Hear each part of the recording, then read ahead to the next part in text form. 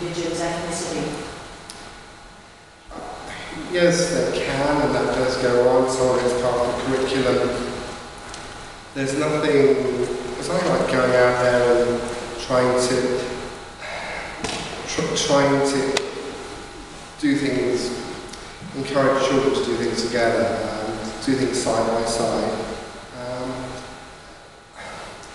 It's a very difficult question, because whenever the government goes in and starts doing reports, it sometimes finds schools which are a bit more monocultural but very strong social values.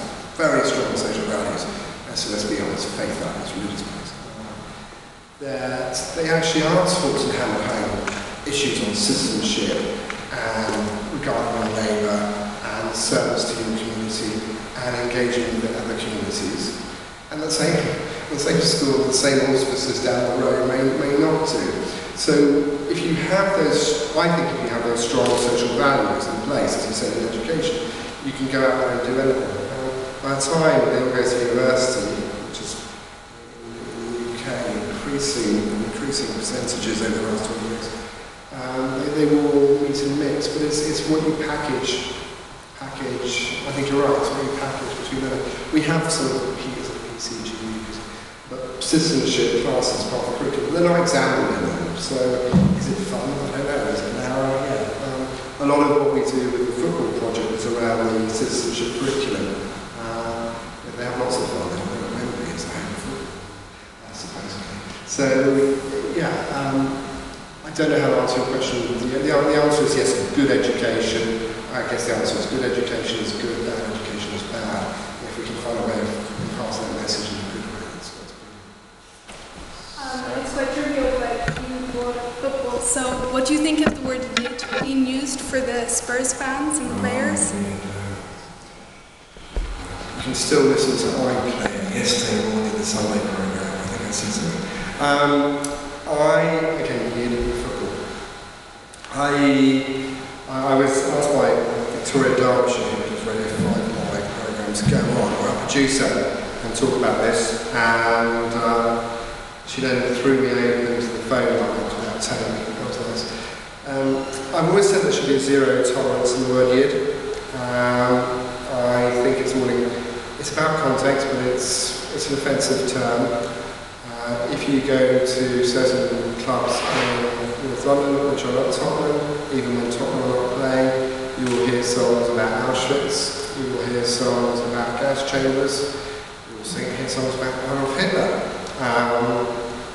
and then you will hear the word "yiddo."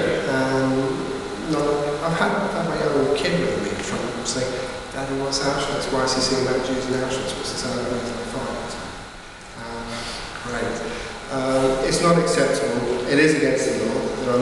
There are football grounds. There are laws around football grounds. There are just pure abuse laws. I've had it on a train. I wasn't at the top of the train. I'm now working. I was at I got on a train from London to Portsmouth on Sunday.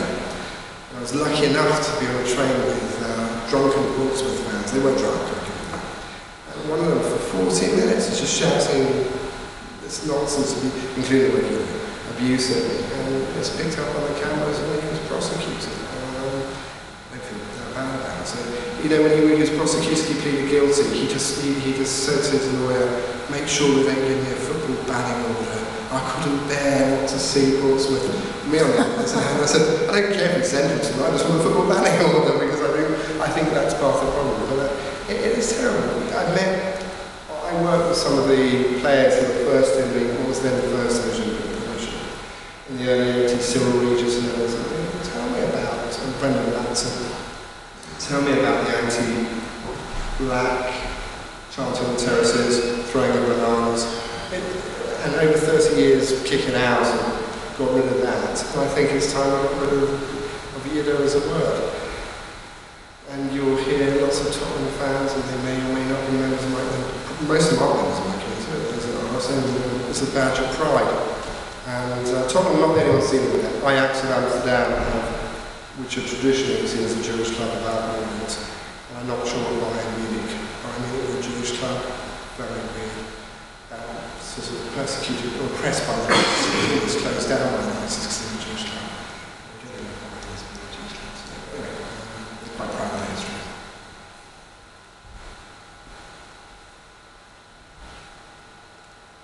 Once, going twice. There's a man there. Oh, Stephen. The more we talk about interfaith and multi-communities in one country, let alone to one city, do you think that's a failure already of multiculturalism? That it creates, ironically enough, a monoculturalism. The more we emphasize differences in communities, the more you're likely to lead to a segregation of communities, where you find that a minority community becomes a mono community within a city or a country. For example, when Maggie Thatcher got rid of the London government in the early 90s, they got rid of a cohesive London government and replaced it with giving money away by communities. So communities got a certain amount of money. And the long-standing London Irish community, which happened to be Irish, happened to be largely Catholic, who never really saw themselves as an Irish community, just happened to be British of Irish descent. They, against some best wishes of some people, including my father, who was an Irish diplomat in London, they decided to go, okay, let's consider ourselves a separate community. And that's why the Irish quite recently have considered a separate community. So that created, the Irish community suddenly became just, instead of being British, they became a kind of a segregated community that way. So do you think that's a kind of failure of multiculturalism?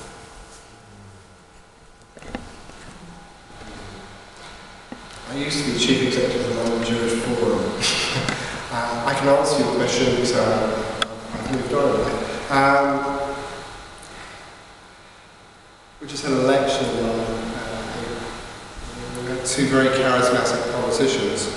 One advocating the policy that you were discussing, Ken Livingstone, whose traditional policy was to, I think I can say now, was hand out money to different communities.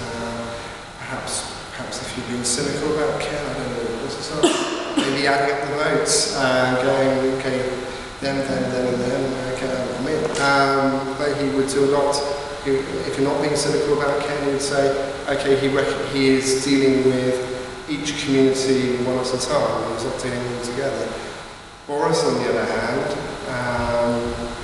saw originally when he came into office that you should deal with everybody as one, so you should do volunteerism together, volunteerism foundation. They even thought about having a Winterval in Trafalgar Square, so it would be instead of just the Christmas carols and I think there's a more pragmatic approach in London government today, which says actually London is about having Diwali in Trafalgar Square, because as a Londoner, I like to see, I'm talking about me, I like to see Diwali. All this week, the whole sky's been lit up with fireworks, not because of November the 5th, that was 2 weeks ago, but because it's Diwali. I like to see a 60-foot menorah in Trafalgar Square because it's fun, why not? And it all comes, one of the main questions asked, there was a phone back at the Commission for Racial Policy. It's this time of year I got the most phone calls. Why? It was local authorities phoning me up and going, the following, it's all the same question. Somebody wants to put up a Christmas tree in the town hall.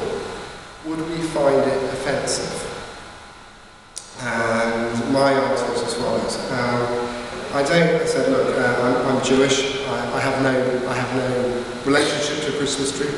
That's very Kabbalistic, isn't it? Well, I have no relationship to Christmas. I said, look, Christmas trees were introduced by Prince Albert. They probably stem from some tradition in Germany. Blah blah blah blah. Probably isn't Christian anyway. But having said that, 99% of the population really like to see a Christmas tree with baubles and lights and all that. Who's it hurting? They go, oh, but we could offend this kind of. I said, did you do anything for Diwali? Oh, yes, we stuck this up on the reception. Tinsel. Did you do something for Eid? Oh yeah, we had a huge Eid celebration. Okay. Do you have anybody of Christian heritage living in your borough at all? Yeah, about 40% or 60% or 80%. I said, so is a Christmas tree going to be the end of the world? And I think that multicultural, there's been a whole, my boss, chairman of the Commission for Racial Policy, who was going on about sleepwalking segregation. And he attacked multiculturalism. He said, you can't all exist in separate strands all the time. You have to interact. My whole talk today was saying, please interact, find ways to interact. I think you go to that interaction who you are. So I think London's great because you can have a massive Robin Christmas tree given by the Norwegian government. It's this thank you for liberating. They've given it since the Second World War. Massive Norwegian Christmas tree next to the world's biggest menorahs. 9 pointed.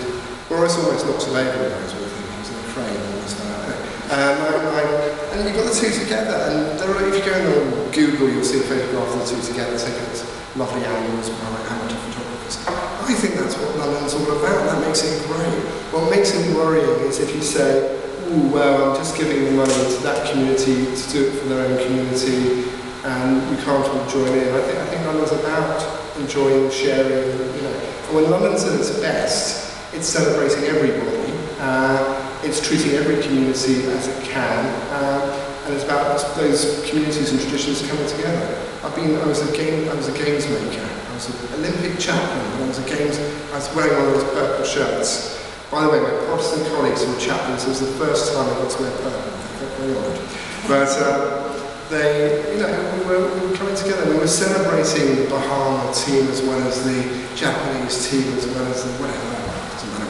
And their culture and their background and the Olympic movement, and we were doing it in a real London style. I think we were recognising people's religious differences, but working together.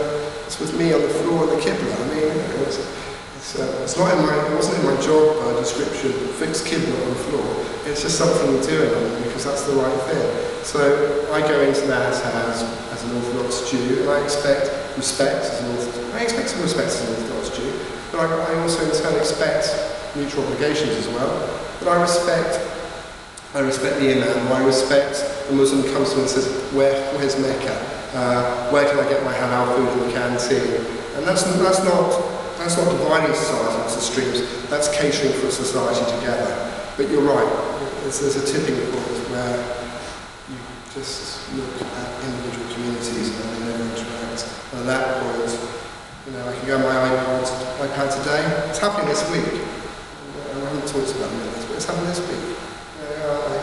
In London, I'm in various dialogue groups, and everyone's going to their own news source. I can go to Haaretz, the Israeli liberal left-wing newspaper, on my iPad, and I can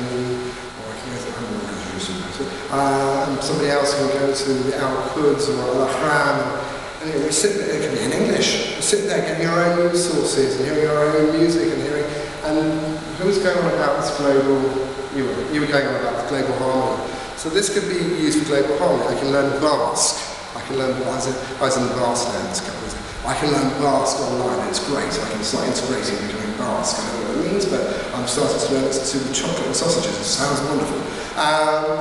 Or I can just stick to my own culture and the internet. And I think it's got to be a mixture of two. I've got to know who I am, I've got to feel I'm catered for, but I've got to feel I'm interacting and participating with other communities.